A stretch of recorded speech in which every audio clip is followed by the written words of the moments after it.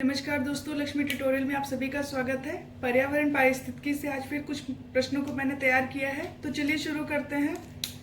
पहला प्रश्न है, हमें इसमें से सत्य कथन का चयन करना है।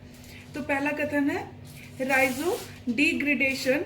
इसमें राइजोस्फीयर के प्रदूषकों का अपघटन सूक्ष्म जीवों की क्रियाओं द्वारा संपन्न होता है। ये कह रहा है कि राइजो डिग्रेडेशन में क्या होता है, राइजोस्फीयर के प्रदूषकों का अपघटन सूक्ष्म जीवों की क्रियाओं द्वारा संपन्न होता है। दूसरा कथन है पादप जड़ों द्वारा स्रावित शुगर, अल्कोहल एवं एसिड इन मृदा सूक्ष्म जीवों को भोजन प्रदान करते हैं तथा इन्हें मुख्यतः हाइड्रोकार्बन के लिए इस्तेमाल किया जाता है। ये कह रहा है कि जो पादप यानी पौधों की जड़ें होती हैं, उनके द्वारा जो स्रावित शुगर, अल्कोहल और एसिड होता है, वो क्या करता है, ये जो मृदा सूक्ष्म जीव को भोजन प्रदान करता है तथा इसे मुख्यतः हाइड्रोकार्बन के लिए इस्तेमाल भी किया जाता है। तो ये दोनों कथन थे और ये दोनों कथन बिल्कुल सही हैं। ये राइजो डिग्रेडेशन के लिए संदर्भ में थे और ये दोनों कथन बिल्कुल सही हैं कि राइजोस्फीयर के प्रदूषकों का अपघटन सूक्ष्म जीवों की क्रियाओं द्वारा संपन्न होता है और पादप जड़ों द्वारा स्रावित शुगर, अल्कोहल, एसिड इन मृदा सूक्ष्म जीवों को भोजन प्रदान करता है और इसे मुख्यतः हाइड्रोकार्बन के लिए इस्तेमाल किया जाता है। तो ये दोनों कथन बिल्कुल सही है। अगला प्रश्न देखते हैं, निम्नलिखित में से सत्य कथन का चयन करें। हमें इसमें से सत्य कथन का चयन करना है। पहला कथन है हाइड्रेजिया एल्युमिनियम को मृदा से दूर करते हैं। हाइड्रेजिया एक तकनीक है, इसमें क्या होता है, एल्युमिनियम को क्या किया जाता है, मृदा से दूर करने का ये है।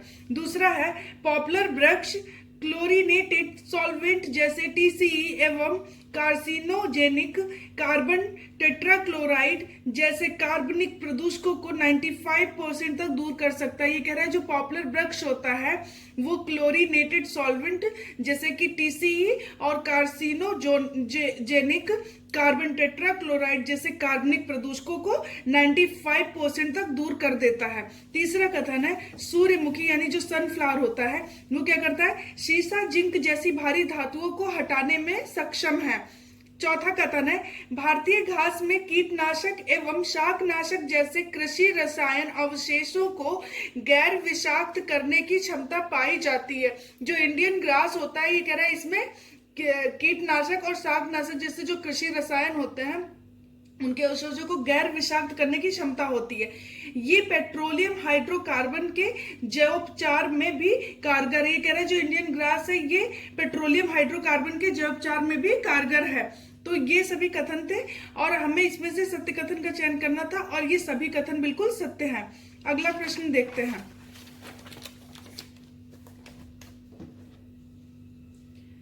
निम्नलिखित पर विचार करें। कथन दिया गया, हमें विचार करना, हमें बताना है कि ये किसके संदर्भ में है। तो है वर्ष 1996 यानी 1996 में टेरी द्वारा इस बैक्टीरिया का निर्माण किया गया जो कच्चे तेल और तैलीय पंख को अत्यधिक तीव्रता से अवक्रमित करता है। और ये जो बैक्टीरिया का निर्माण हुआ टेरी द्वारा, ये करता क्या है, कच्चा तेल और तैलीय पंख को क्या करता है अत्यधिक तीव्रता से अवक्रमित करता है। यह 5 बैक्टीरिया को मिलाकर विकसित किया गया और इसमें 5 बैक्टीरिया को मिलाकर इसको विकसित किया गया है। ये तेल में मौजूद हाइड्रोकार्बन यौगिकों को अपना भोजन बनाते हैं तथा उनको हानि रहित CO2 कार्बन डाइऑक्साइड एवं जल में परिवर्तित कर देते हैं। ये कह रहा है कि हानि रहित कार्बन डाइऑक्साइड एवं जल में परिवर्तित कर देते हैं। तो ये कथन किसके बारे में सही है? उपरोक्त कथन किसके संदर्भ में संदर्भित? ऑयल जैम्पर तकनीकी, ब्राह्मी, टेट्राक्लोरोइथेन, DDT। ये कह रहा है कि ये ऑयल जैम्पर तकनीकी है या फिर ब्राह्मी या फिर ट्राइक्लोरोइथेन या फिर DDT। तो ये जो कथन है ये ऑयल जैम्पर के बारे में है। ऑयल जैम्पर एक तकनीकी है जिसे टेरी द्वारा विकसित निर्माण किया गया है और ये एक बैक्टीरिया है जिसमें 5 बैक्टीरिया को मिलाकर विकसित किया गया है इसको। और ये तेल में मौजूद जो हाइड्रोकार्बन यौगिकों को ये क्या करता है, अपना भोजन बनाता है और उनको हानि रहित CO2 और जल में परिवर्तित भी कर देता है। तो ये है ऑयल जैम्पर जो कि टेरी द्वारा इसका निर्माण किया गया 1996 में। अगला प्रश्न देखते हैं, लियोपोल्ड से आप क्या समझते हैं? सही कथन का चयन करें। लियोपोल्ड से क्या समझते हैं? पहला कथन देखते हैं, यह पर्यावरणीय प्रभाव आकलन की एक विधि है। तो कह रहा है कि लियोपोल्ड जो है वो पहला कथन जो है कि यह पर्यावरणीय प्रभाव आकलन की एक तकनीकी है। दूसरा कथन है इसमें लंबवत अक्ष के सहारे प्रस्तावित कार्य योजना से प्रस्तावित होने वाली पर्यावरणीय दशाओं को तथा क्षैतिज अक्ष के सहारे प्रस्तावित योजना से संबंधित कार्यों को दर्शाया जाता है। ये दोनों कथन थे लियोपोल्ड से। तो हमें बताना है कि ये क्या, इसके बारे में जो ये कथन दिए गए हैं तो ये क्या लियोपोल्ड से रिलेटेड और सही है। और ये दोनों कथन बिल्कुल सही है कि ये एक पर्यावरणीय प्रभाव आकलन की एक तकनीकी है लियोपोल्ड। और इसमें क्या होता है, लंबवत अक्ष के सहारे प्रस्तावित कार्य योजना से प्रस्तावित होने वाली पर्यावरणीय दशाओं को और क्षैतिज अक्ष के सहारे प्रस्तावित योजना के संबंधित कार्यों को दर्शाया जाता है। ये लियोपोल्ड के बारे में था। चलिए अगला प्रश्न देखते हैं। अगला है पर्यावरणीय प्रभाव आकलन, यानी कि एनवायरमेंटल, ये इसके पर्यावरणीय प्रभाव आकलन। तो इसके बारे में हम देखते हैं क्या है। तो इसमें हमें बताना है कि इस प्रक्रिया में प्रमुख चरणों में सम्मिलित है। तो पर्यावरणीय प्रभाव आकलन के कुछ चरण होते हैं और हमें बताना है कि इसके चरण में कौन कौन से सम्मिलित हैं। तो ये कुछ कथन दिए गए हैं। तो पर्यावरणीय प्रभाव आकलन यानी एनवायरमेंटल इंपैक्ट असेसमेंट में कौन कौन से हैं? पहला है जांच, दूसरा है प्रयोजन, तीसरा है बेसलाइन अध्ययन, प्रभावों की भविष्यवाणी, जन सुनवाई, पर्यावरणीय प्रबंधन योजना, पोस्ट मॉनिटरिंग और जोखिम आकलन। हमें इसमें बताना है कि ये इसमें कौन कौन से इस प्रक्रिया के चरणों में शामिल हैं। तो इसमें से ये सभी, यानी कि जोखिम आकलन को छोड़ के बाकी सभी शामिल है। यानी इसमें जांच भी है, प्रायोजन भी है, बेसलाइन अध्ययन भी होगा, प्रभावों की भविष्यवाणी भी और जन सुनवाई भी होती है और पर्यावरणीय प्रबंधन योजना भी और पोस्ट मॉनिटरिंग भी। तो ये केवल जोखिम आकलन इसमें नहीं है, बाकी सभी इसके अंतर्गत आते हैं, इसके चरण हैं। चलिए अगला देखते हैं। निम्नलिखित में से सत्य कथन का चयन करें। वर्ष 1990 तक रणनीतिक पर्यावरण आकलन का विकास एवं कार्यान्वयन सीमित मात्रा में हुआ, परंतु इसके पश्चात अनेक विकसित देशों ने इसे अपनाया।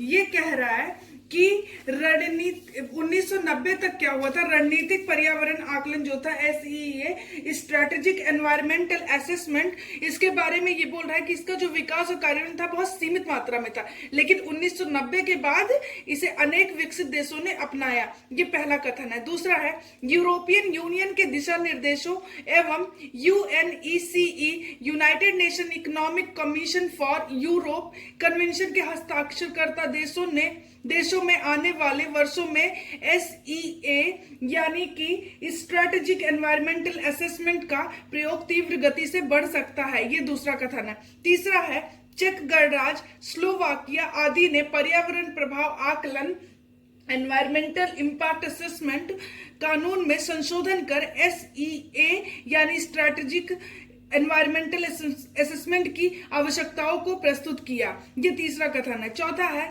यूनाइटेड किंगडम ने पर्यावरणीय मूल्यांकन के माध्यम से SEA को लागू किया था। ये चारों कथन है। हमें इसमें से बताना था सत्य कथन है कौन सा है, और इसमें से सभी सत्य हैं। यानी कि 1990 तक ये जो SEA यानी रणनीतिक पर्यावरण आकलन का विकास और कार्यान्वयन था बहुत सीमित था, लेकिन उसके बाद क्या हुआ, इसमें अनेक विकसित देशों ने अपनाया। यूरोपियन यूनियन के दिशा निर्देशों और United nation economic commission for Europe convention के हस्ताक्षरकर्ता देशों में आने वाले वर्षों में SEA यानी कि स्ट्रेटेजिक एनवायरमेंटल असेसमेंट का प्रयोग तीव्र गति से बढ़ सकता है। ये दूसरा कथन था। तीसरा था चेक गणराज्य, स्लोवाकिया आदि ने क्या किया, पर्यावरण प्रभाव आकलन कानून में संशोधन किया और स्ट्रेटेजिक एनवायरमेंटल असेसमेंट की आवश्यकताओं को प्रस्तुत किया। चौथा था UK यूनाइटेड किंगडम ने पर्यावरणीय मूल्यांकन के माध्यम से स्ट्रेटेजिक एनवायरमेंटल असेसमेंट को लागू किया था, और ये सभी कथन बिल्कुल सही हैं। अगला देखते हैं।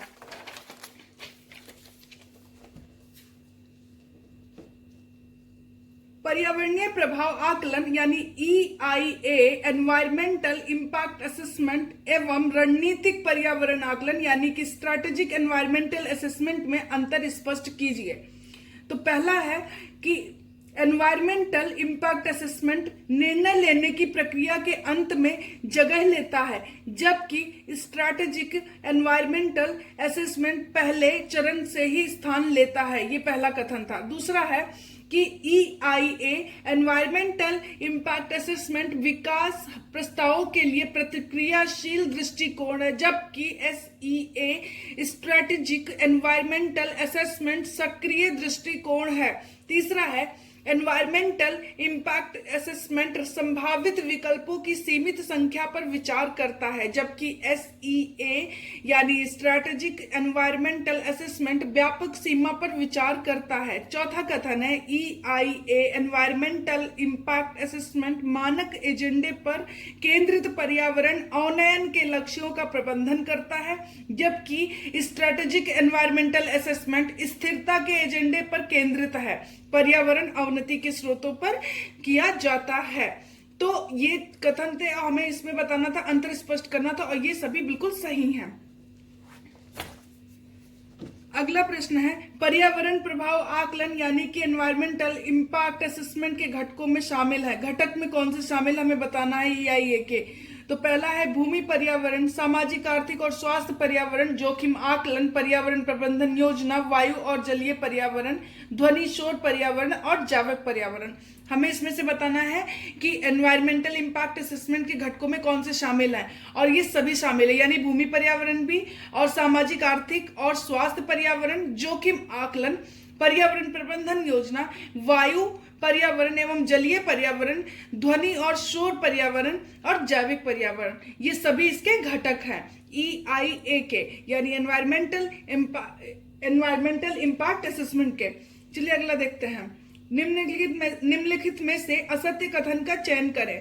तो पहला है पर्यावरणीय प्रभाव आकलन की संकल्पना एवं विधि का उद्भव 1969 में संयुक्त राज्य अमेरिका में नेपा के पारित होने के साथ हुआ। ये कह रहा है कि पर्यावरणीय प्रभाव आकलन की जो संकल्पना एवं विधि का जो उद्भव हुआ वो 1969 यानी 1969 में USA में हुआ। कब? जबकि नेपा के पारित होने के साथ ही हुआ। नेपा क्या था? Nipah national environmental policy act, यानी कि इसी के पारित होने के साथ साथ हुआ USA में 1969 में पर्यावरणीय प्रभाव आकलन। दूसरा कथन है Nipah national environmental policy act के लागू होते ही भविष्य में क्रियान्वित होने वाली सभी कार्य योजनाओं के लिए EIA एनवायरमेंटल इम्पैक्ट असेसमेंट को अनिवार्य कर दिया गया। ये कह रहा है जब नेपाल लागू हुआ तो उसके साथ ही जो भविष्य में यानी जो फ्यूचर में क्रियान्वित होने वाली जो कार्य योजनाएं थी उनको EIA एनवायरमेंटल इम्पैक्ट असेसमेंट को अनिवार्य बना दिया गया। ये दूसरा कथन है। तीसरा है इसका प्रभाव विश्व के अन्य विकसित देशों पर पड़ा, किंतु कनाडा, न्यूजीलैंड और ऑस्ट्रेलिया जैसे देशों ने इसे नहीं अपनाया। ये तीसरा कथन है। चौथा है वर्ष 1990 में कोलंबिया और फिलीपींस जैसे विकासशील देशों ने इसे अंगीकृत किया। तो हमें इसमें से असत्य कथन का चयन करना था और असत्य होगा तीसरा कथन। क्यों? क्योंकि इसका प्रभाव विश्व के अन्य विकसित देशों पर पड़ा और कनाडा, न्यूजीलैंड और ऑस्ट्रेलिया ने इसे अपनाया था। ऐसा बिल्कुल भी नहीं है कि इसने नहीं अपनाया। तो यही वाला कथन गलत है, बाकी बिल्कुल सही है। चलिए आगे बढ़ते हैं।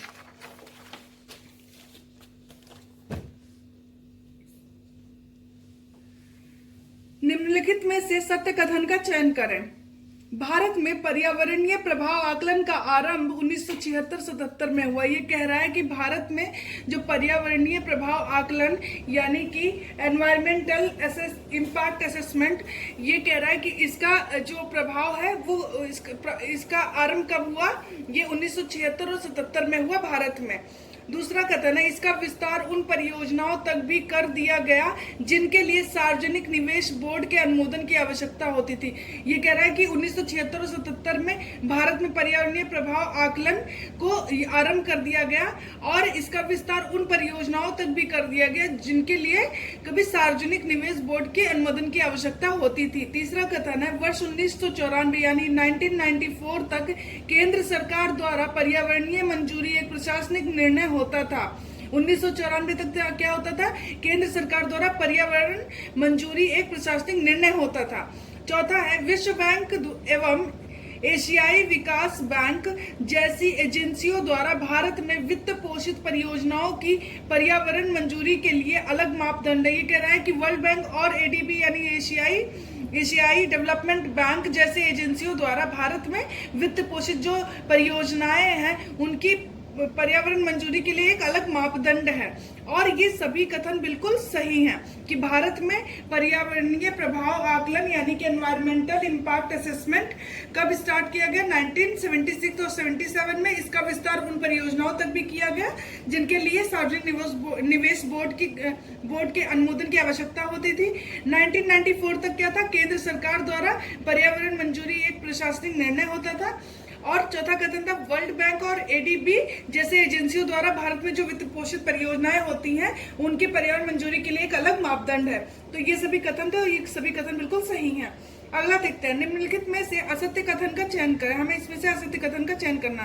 सितंबर 2006 यानी सितंबर 2006 में पर्यावरण एवं वन मंत्रालय ने पर्यावरणीय प्रभाव आकलन अधिसूचना जारी कर अनेक परियोजनाओं के लिए पर्यावरण हेतु पर्यावरणीय प्रभाव आकलन प्रक्रिया को अनिवार्य कर दिया। ये कह रहा है कि सितंबर 2006 में क्या हुआ, जो पर्यावरण और वन मंत्रालय है उसने क्या किया, पर्यावरणीय प्रभाव आकलन अधिसूचना जारी की और ये अनेक परियोजनाओं के लिए इसे क्या किया, इसको अनिवार्य कर दिया गया, पर्यावरणीय प्रभाव आकलन की प्रक्रिया को। दूसरा कथन है, इस अधिसूचना यानी ये जो अधिसूचना जारी की गई, इस अधिसूचना द्वारा कई परियोजनाओं के आकार एवं क्षमता के आधार पर उनकी मंजूरी की जिम्मेदारी राज्य सरकारों पर डाल दी गई।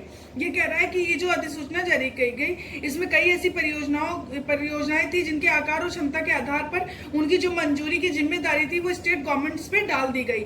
और ये दोनों कथन हमें इसमें से जो है असत्य कथन का चयन करना था। कोई भी असत्य नहीं है, तो इसमें से ना तो पहला और ना ही दूसरा।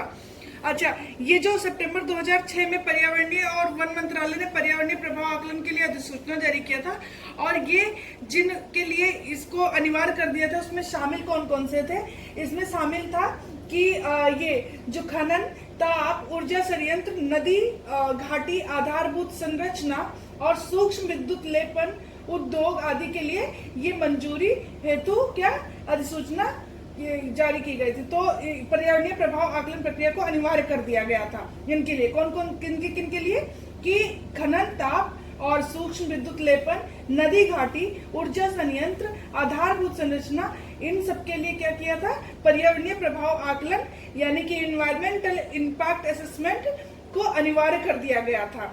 तो ये था और ये दोनों ही कथन सही थे, इसमें से असत्य कोई सा भी नहीं होगा। चलिए अगला करते हैं,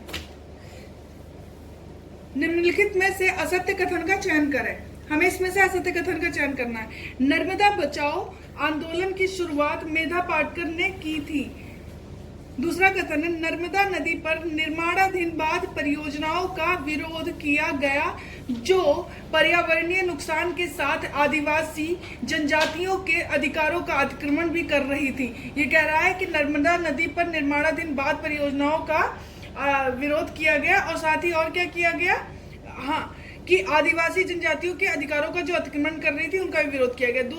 तीसरा है पीपल फॉर एनिमल संगठन मेनका गांधी द्वारा बनाया गया, ये भारत की पूर्व पर्यावरण एवं वन मंत्री भी रह चुकी हैं।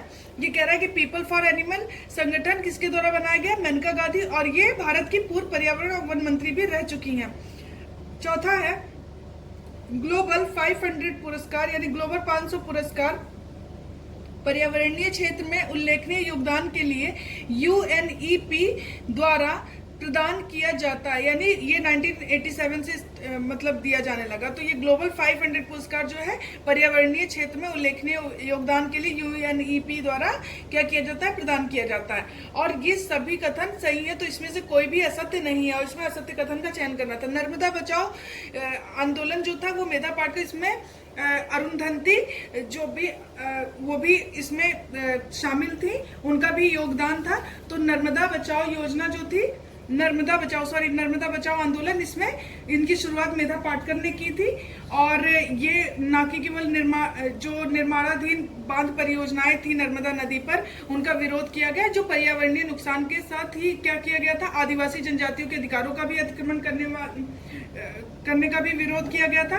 पीपल फॉर एनिमल संगठन मेनका गांधी द्वारा बनाया गया था और ये भारत की पूर्व पर्यावरण वन मंत्री भी रह चुकी हैं।